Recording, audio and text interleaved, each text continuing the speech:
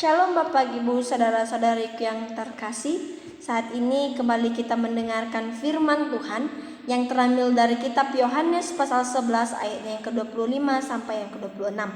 Saya akan membacakannya bagi kita semua.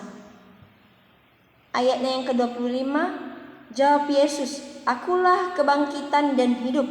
Barang siapa percaya kepadaku, ia akan hidup walaupun ia sudah mati." 26a, dan setiap orang yang hidup dan percaya kepadaku tidak akan mati selama-lamanya. Bapak, Ibu, saudara-saudara yang terkasih, saya memberikan tema bagi kita semua adalah Yesus adalah kebangkitan dan hidup. Yesus adalah kebangkitan dan hidup. Bapak, Ibu, saudara-saudariku yang dikasihi Tuhan Yesus, saya rasa banyak di antara kita yang setuju dengan pernyataan berikut. Orang yang sudah mati tidak akan bisa bangkit lagi, yang pada umumnya kematian adalah fase atau bagian akhir dari setiap perjalanan kehidupan manusia. Ini artinya tidak ada lagi pergerakan kehidupan setelah kematian datang menghampiri setiap manusia. Kematian ini sangat ditakuti oleh banyak orang, sehingga banyak orang yang mencoba menghindar dari kematian dengan berupaya menjaga kesehatannya dengan baik dan bertujuan untuk memperpanjang umurnya. Tentu kalau kita pun saat ini dipertanyakan kesiapan kita untuk menghadapi kematian, tentu banyaklah di antara kita yang belum siap untuk menjalaninya. Bagi bangsa-bangsa sejak zaman dahulu pun termaksud bangsa Israel dan kaum Yahudi, kematian bukanlah sesuatu hal yang menggembirakan bagi mereka. Kematian diidentikan dengan maut, di mana ada suatu situasi atau keadaan yang tidak bisa dikendalikan dan diatasi oleh manusia. Kematian ini dianggap sebagai momok yang paling menakutkan dalam kehidupan setiap orang, karena setelah kematian tidak ada lagi hidup. Akan tetapi kabar baiknya adalah bahwa ada kematian yang memberikan kehidupan kepada kita. Jikalau orang-orang sudah mati tidak bisa lagi bangkit, ada satu sosok yang bisa dapat dihentikan oleh kematian. Bahkan dia mengalahkan kematian itu untuk memberikan hidup yang kekal bagi orang yang mau menerima dia. Siapakah itu? Yaitu Tuhan Yesus Kristus. Setelah Yesus disalibkan, Yesus mati dan bangkit pada hari yang ketiga. Dan inilah yang akan kita renungkan saat ini. Saya membaginya menjadi 2 poin penting. Poin yang pertama adalah Yesus adalah kebangkitan dan hidup. Yesus adalah kebangkitan dan hidup. Dalam ayatnya yang ke-25 dikatakan, jawab Yesus, "Akulah kebangkitan dan hidup. Akulah kebangkitan dan hidup." Bagian firman Tuhan yang akan kita renungkan pada malam hari ini merupakan percakapan antara Tuhan Yesus dengan Marta dalam kisah mukjizat di mana Yesus membangkitkan Lazarus, seorang saudara laki-laki mereka yang telah meninggal selama 4 hari. Percakapan ini memberikan makna pengajaran yang sangat berharga, dan bagian ini merupakan konfirmasi atau penegasan Yesus mengenai identitasnya. Dalam bahasa aslinya, kata akulah ini menggunakan kata yang merupakan suatu ungkapan akan jaminan kekekalan hidup bagi orang yang percaya kepada Yesus. Dalam ayatnya yang ke-25, Yesus berkata, "Akulah jalan, kebenaran, dan hidup." Menggunakan subjek yang menunjukkan hanya dirinya sendirilah.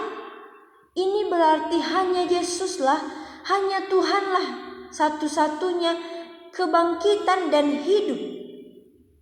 Mengapa Yesus mengatakan hal tersebut?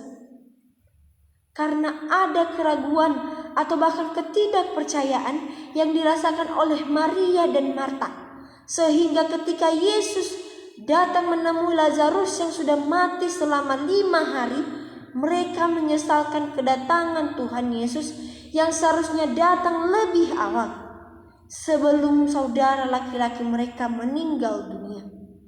Keraguan mereka telah menurunkan kadar keteguhan iman yang mereka miliki mengenai Yesus adalah kebangkitan yang sesungguhnya. Kebangkitan Yesus memberikan dampak, dan inilah yang akan kita renungkan dalam poinnya yang kedua.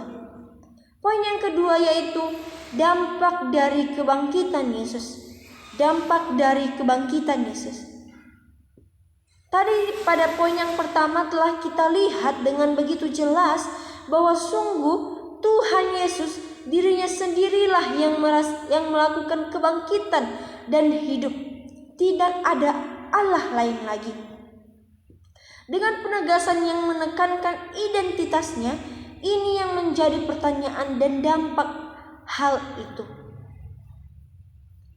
Dan apa kaitannya dengan kematian yang menjadi bagian akhir dalam kehidupan manusia? Setelah konfirmasi tentang identitasnya, Tuhan Yesus melanjutkan dengan mengatakan, "Barang siapa percaya kepadaku, ia akan hidup walaupun ia sudah mati. Dan setiap orang yang hidup dan percaya kepadaku tidak akan mati selama-lamanya." Apa maksud dari ayat ini? Maksudnya ialah hanya dengan percaya kepada Tuhan Yesus yang memiliki kehidupan sesudah kematian.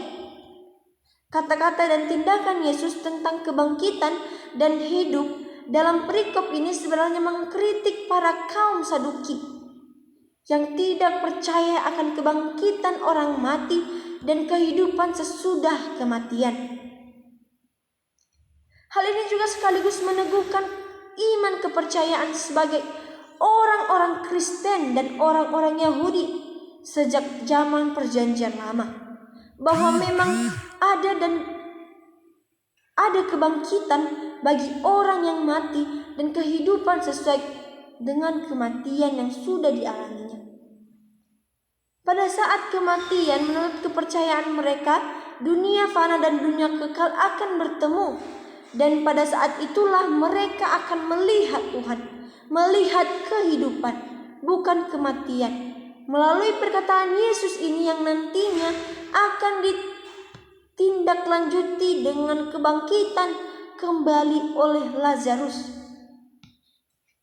Tuhan Yesus ingin menegaskan apa yang sudah ada dalam iman kepercayaan bangsa Israel dan juga orang-orang Yahudi, yaitu bahwa kematian bukanlah babak atau fase terakhir dalam lingkaran hidup manusia. Dan ini hanya bisa diterima dengan cara mengakui Yesus sebagai satu-satunya Tuhan dan Juru Selamat, yang hanya Dia yang bisa membangkitkan orang membangkitkan orang dari kematian, serta memberikan hidup yang kekal kepada orang yang mengalami kematian tadi. Bapak, Ibu, saudara-saudariku yang terkasih, apa yang menjadi aplikasinya bagi kita semua? Melalui firman Tuhan yang telah kita dengarkan dan renungkan bersama-sama pada hari ini, dengan sangat jelas mengatakan bahwa kematian bukanlah akhir dari kehidupan kita. Di balik kematian ada kebangkitan dan hidup yang telah diberikan oleh Tuhan Yesus.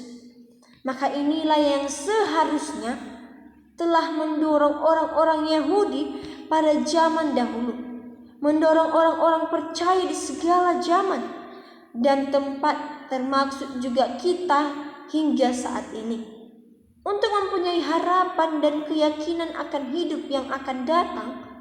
Kematian bukanlah akhir dari segala-galanya, bukanlah akhir dari segala sesuatu, karena Yesus telah bangkit dan menang atas maut dan kematian. Maka dirinya sendiri telah menyatakan dan mengkonfirmasikan bahwa Dialah yang satu-satunya sumber kebangkitan dan yang memberikan hidup yang kekal kepada semua orang. Maka untuk itu, percayalah bahwa kebangkitan Tuhan Yesus memberikan dampak kepada Bapak, Ibu, saudara-saudara yang terkasih, bahwa hidup baru atau hidup kekal hanya kita dapatkan bersama dengan Tuhan Yesus, bersama dengan Tuhan ketika kita mau percaya kepadanya. Amin firman Tuhan. Kiranya Tuhan Yesus memberkati kita semua. Shalom.